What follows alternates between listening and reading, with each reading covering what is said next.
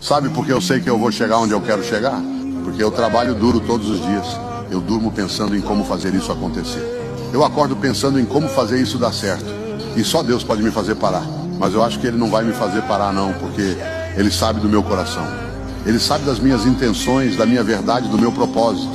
E quando a gente coloca o coração no que faz, não tem erro. O céu é o limite. E quer saber de uma coisa? Eu já sou um vencedor, porque eu já tive 1001 motivos para desistir. E mesmo assim eu continuei de pé, firme e forte, sem fraquejar, caindo e levantando. Porque eu sou um vencedor. A vida me testou de todas as formas, mas eu não me curvei. Eu enfrentei cada desafio com fé, com determinação, e a cada passo eu me tornei mais forte, mais sábio. Então, se você está aí pensando em desistir, lembra, a vitória já é sua. Cada batalha, cada cicatriz, cada lágrima, tudo isso faz parte da sua jornada. E Deus está contigo em cada passo, em cada decisão. Não importa o quão difícil pareça.